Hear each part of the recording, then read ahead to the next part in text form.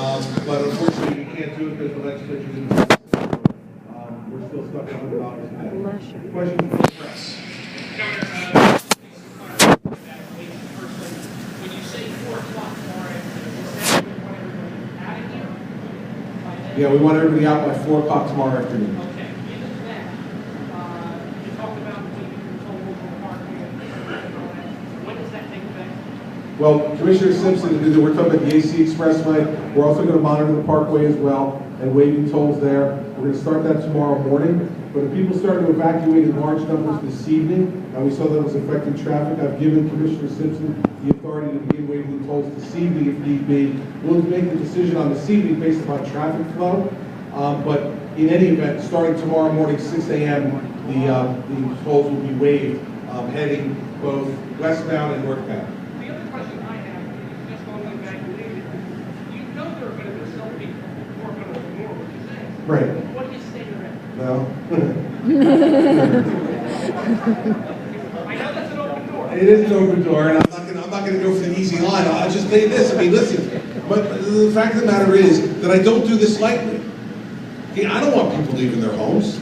I would much rather have people staying in their homes. But the fact of the matter is, if we're looking at hurricane force winds on the barrier islands, sustained for 24 hours or more, it is simply unsafe for people to be there. And that's why I said what I said at the beginning to folks in addressing these folks as representatives of this whole community, that I know we get cynical about this stuff, but we can't afford to be. And this is an issue that is just a common sense issue. You don't want to take the chance. And if you leave and you go to a friend's or relative's house for 24, 48 hours, and it turns out that it was nothing, then you get to come home to your house being fine, your electricity on, everything's well, and you had 2 days out of your house. I don't think that's too much of an inconvenience to try to save your life. And so, we say these things because we've gone through it before. We want to make sure people take them seriously, and I think they know me. I am not going to tell somebody to leave their home unless I absolutely believe it's necessary to take the maximum step to protect their lives and the lives of their family. And so that's what we're going to continue to do. And if I need to have a broader evacuation based upon the forecast, believe me, I will order it. And the people who stay behind put themselves at risk, and they put the folks in the first responder world at risk as well. Because a lot of those brave men and women will try to go in and save these folks anyway, put their own lives at risk, as happened in Princeton. Have you spoken with the president, and do you expect to speak with the president about the storm and preparations? The president's reached out today to get my contact numbers to make sure we can stay in touch. And at this point, there's no need for me to have any conversations with the president. But believe me, if the need comes, both the president and I will do what we need to do to make sure that all the resources, federal, state, county, and local, are brought to bear. So White House has been in touch today. I gave him my real home number, and so we'll see where it goes. We'll see where it goes from there. Hope to be like no crank calls, Yes.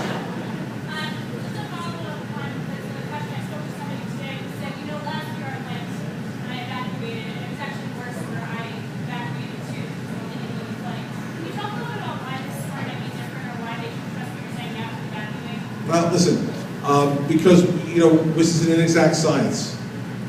And if that person wants to take the chance that I wasn't completely right last time, then maybe, they don't know what it was like in their house during the storm. They weren't there. So they don't know whether it would have been good or bad for them. But in the end, if they want to take the chance, ultimately that's up to them. But, it just makes sense to me. It's not like I needed something to say, so I decided, well, why don't we evacuate the barrier islands? This is based upon what we're hearing. This storm is different than Irene. Irene came in and left.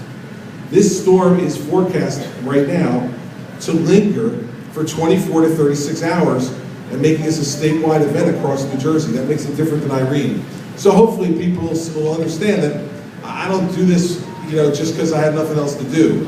I'm doing this based upon the best information we have in the country right now regarding how this storm's going to land and what the potential effect is on them and their families and their homes.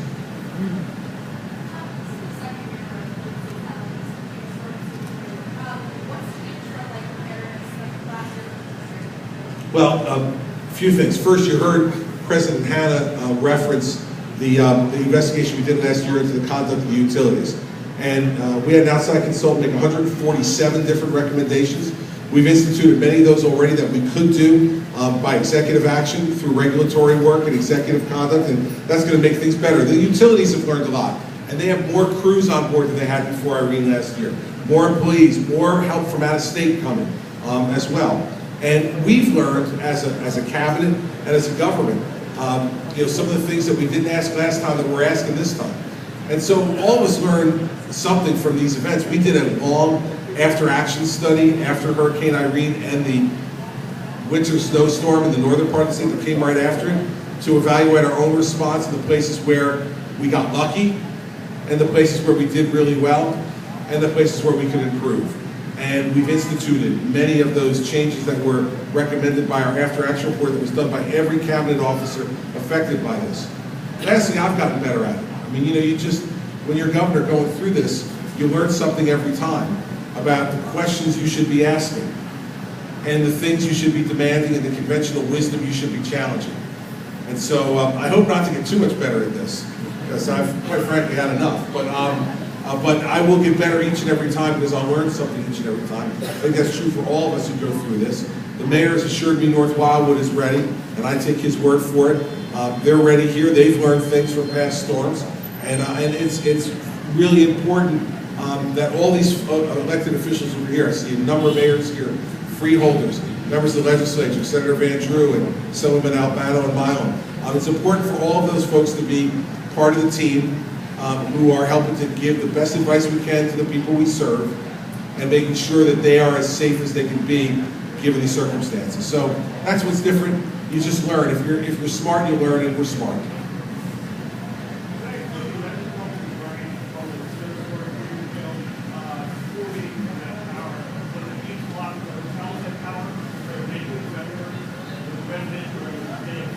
Well, listen, I can't speak to the exact reason why that was going on, but what I can tell you is two things. First is that there was an extensive investigation into the aftermath of Hurricane Irene last year, and we have given many recommendations to the companies which they have implemented in order to respond more quickly, more efficiently, and effectively to the loss of power due to these type of things. And so I feel like the companies are more ready. Now, that does not mean we're not going to lose power. We're going to lose power. It just doesn't mean, what I hope it means is that we will lose it for a shorter period of time than we would have otherwise.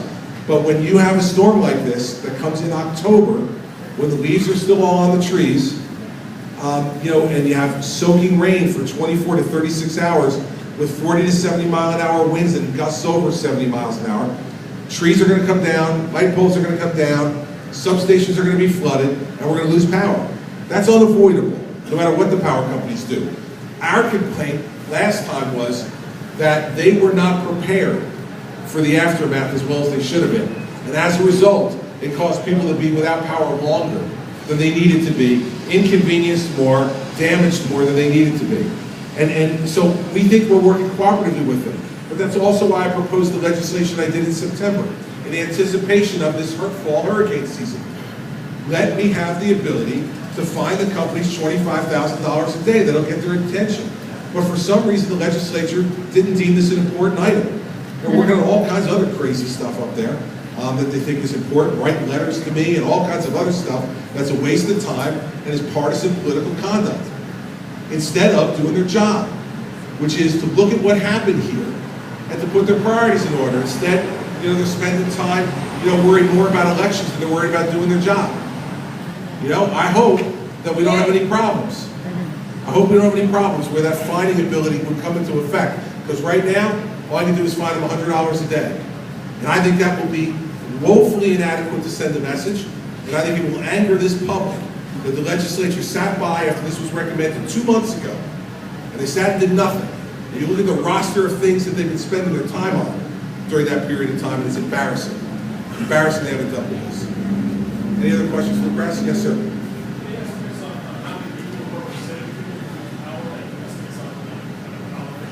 It's really hard to say. I mean, we expect it to be a significant event. We're evacuating people from the barrier islands. We know this is going to be a significant and a big problem. But to try to estimate how many people will lose power, it's hard to tell. Will this be a more significant power event than Irene? It has the potential to be, because of the sustained nature of the storm and how long it's going to be over our state. with the winds and the rain at the same time.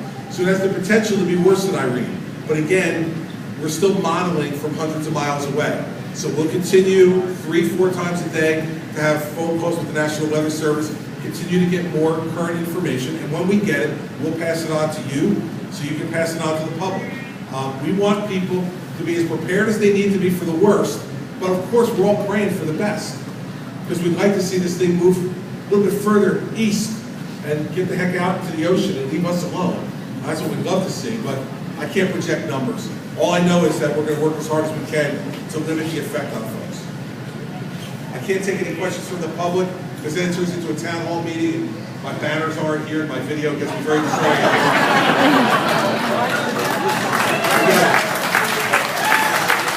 You got any other questions for the crowd?